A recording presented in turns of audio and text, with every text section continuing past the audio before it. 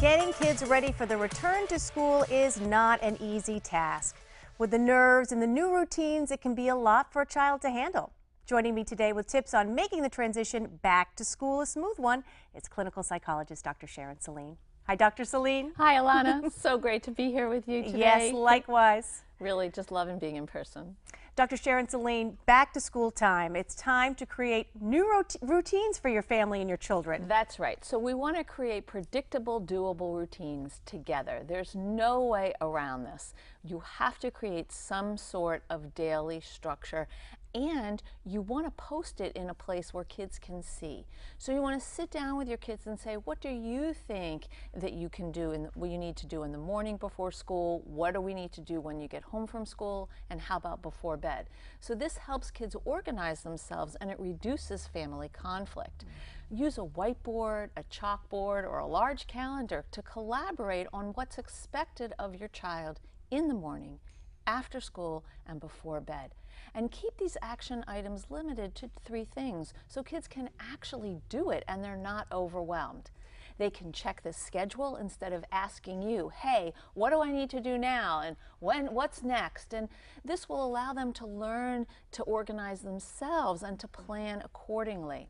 And this helps them experience success as the year launches so that they can carry that into other areas of their lives. It does, and it empowers them as well. Would you suggest maybe starting this routine a few days before school starts to kind of kick things off so they're not struggling? Absolutely. So we want to stay compassionate and consistent, and this is part of that. Compassion is understanding that transitions are difficult for many kids, particularly those who are outside the box learners or who have ADHD or learning disabilities or other mental health challenges.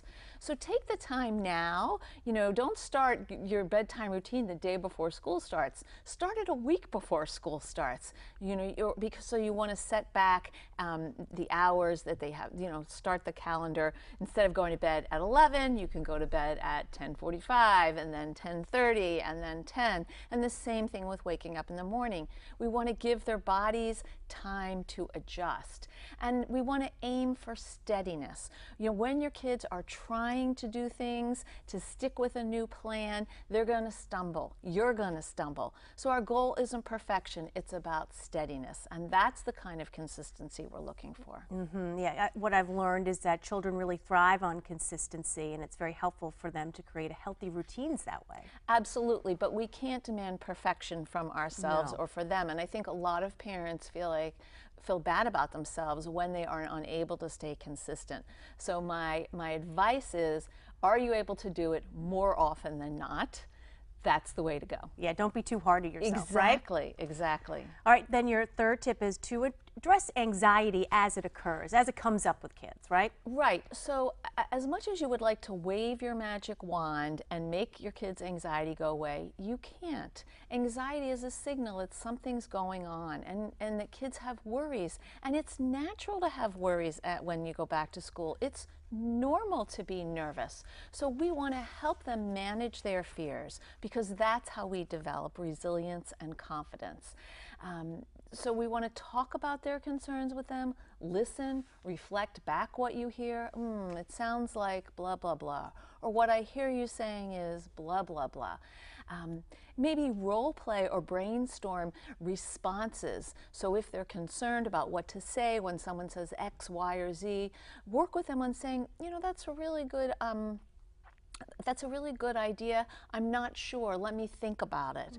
Or I want to get back to you. Or I don't know the answer. I'll tell you in a few minutes. So that they can buy themselves the time they need, which is so important for anxious kids to actually think about it and to give themselves a chance to reflect, what is my answer?